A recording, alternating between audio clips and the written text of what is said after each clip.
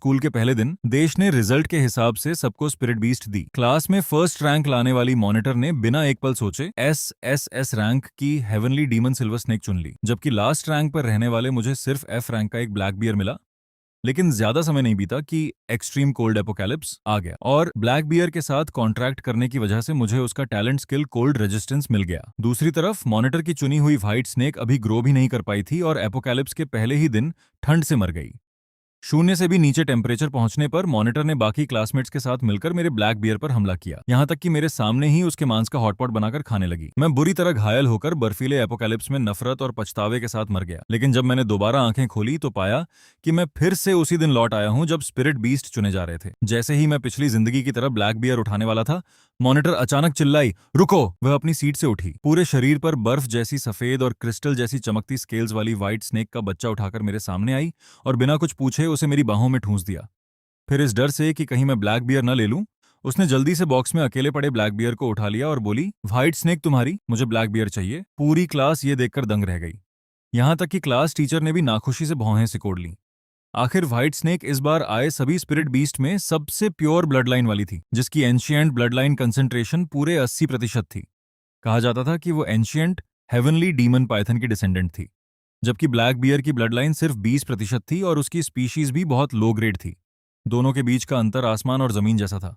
किसी की समझ में नहीं आया कि लियू शाओयान व्हाइट स्नेक छोड़कर ब्लैक बियर क्यों चुन रही है। शाओयान, लाइफ कंपेनियन स्पिरिट बीस्ट चुनना कोई मजाक नहीं है, ये तुम्हारे भविष्य की ग्रोथ लिमिट तय करेगा। जल्दी से शाओ फैन से बदल लो। स्टूडेंट शाओ फैन को इस व्हाइट स्नेक की मुझसे ज्यादा जरूरत है। मेरे ग्रेड्स अच्छे हैं, मैं किसी भी स्पिरिट बीस्ट के साथ जल्दी स्ट्रांग बन सकती हूँ, लेकिन शाओ फैन का कल्टीवेशन टैलेंट सामान्य है। अगर उसे इतनी मिक्स्ड ब्लड लाइन वाला ब्लैक बियर मिला तो उसकी पूरी जिंदगी बर्बाद हो जाएगी। मैं अपनी मर्जी से शाओ फैन के साथ स्पिरिट बीस्ट एक्सचेंज करना चाहती हूँ। लियू शाओयान की बात सुनकर पूरी क्लास तालियों से गूंज उठी। सब उसकी सेल्फलेसनेस देखकर प्रभावित हो गए। शाओयान, कल्टीवेशन में सबसे जरूरी डाव हार्ट होता है। तुम्हारा दिल इतना प्योर है कि स्पिरिट बीस्ट थोड़ा कमजोर भी हुआ तो भी तुम्हारा फ्यूचर अनलिमिटेड होगा। शाओ फैन, क्या देख रहे हो? जल्दी से शाओयान को थैंक यू बोलो। मैंने ठंडी नजर से लियू शाओयान को देखा। व्हाइट स्नेक उसकी तरफ बढ़ाते हुए कहा, ये फेक काइंडनेस अपने पास रखो, मुझे वही ब्लैक बियर चाहिए। लियू शाओयान की आंखों में घबराहट चमकी और उसने ब्लैक बियर को और कसकर पकड़ लिया। उसका चेहरा ऐसा लग रहा था जैसे मैं ही उसे तंग कर रहा होता हूँ। शाओ फैन, मुझे टेस्ट मत करो, मैं सच में एक्सचेंज करना चाहती हूँ। ये ड्रामा बंद करो, मुझे सच में नहीं चाहिए। लेकिन मेरी बात पूरी होने से पहले ही मेरी कलाई पर कुछ निपट गया। अचानक तेज दर्द हुआ। नीचे देखा तो व्हाइट स्नेक ने मुझे काट लिया था। उसके छोटे छोटे दांत मेरी त्वचा में धंस गए और ताजा खून बाहर निकल आया।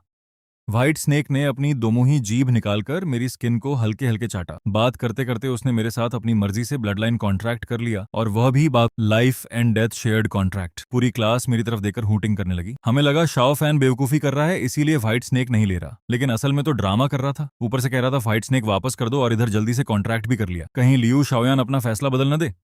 कचरा इंसान ऊपर से दिखावा भी करता है। कॉन्ट्रैक्ट के बाद व्हाइट स्नेक चक्कर खाकर सो गई। मैं आसपास की बातें सुनकर अंदर ही अंदर गुस्से से भर गया। उन्हें क्या पता, मैं सच में इस बेकार व्हाइट स्नेक को नहीं चाहता था।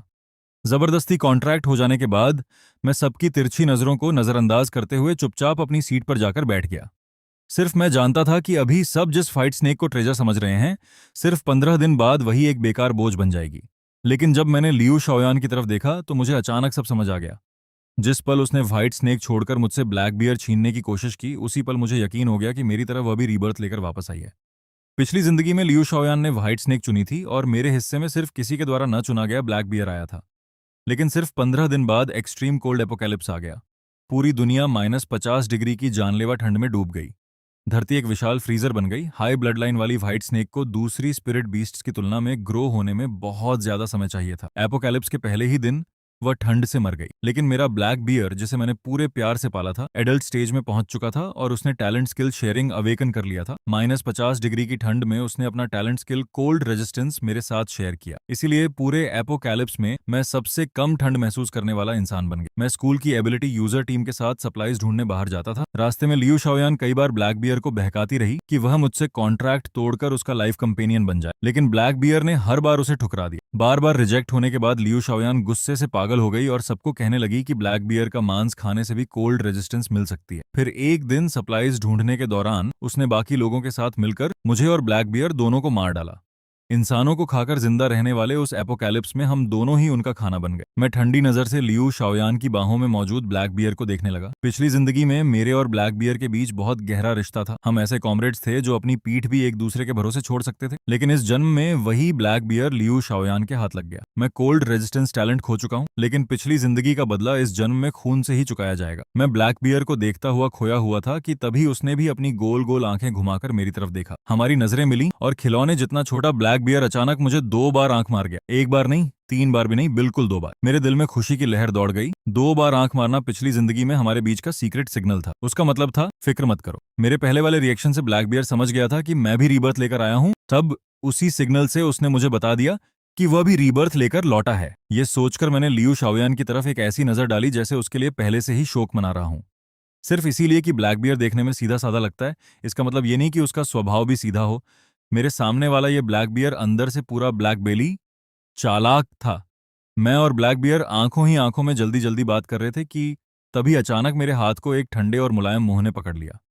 नीचे देखा तो मेरी वही खूबसूरत लेकिन बिल्कुल बेकार नोबल लिटिल एंसीस्टर व्हाइट स्नेक थी। मैं बेकार नहीं हूं, एक घमंडी और ठंडी आवाज मेरे दिमाग में गूंजी। और इंसान, उस काले बदसूरत भालू को मत देखा करो। मैंने दूसरे हाथ से व्हाइट स्नेक का सिर हल्के से ठोंका। अभी तुमने बात की। व्हाइट स्नेक ने घमंड से अपनी जीभ उठाई और मेरी हथेली पर आराम से गोल होकर लेट गई। मुझे लगा इसे व्हाइट स्नेक नहीं, लिटिल एंसीस्टर कहना चाहिए। मेरा नाम लिंग शुआंग, अगर तुम चाहो तो मुझे क्वीन भी बुला सकते हो। मैंने उसकी पूंछ हल्के से थपथपाई। इतनी चू निबियू नखरीली बातें तुम्हें किसने सिखाई? उधर टीचर ब्लैक बोर्ड पर कॉन्ट्रैक्ट फॉर्मेशन बनाना सिखा रहे थे। ज्यादातर कॉन्ट्रैक्ट इंसान शुरू करते हैं।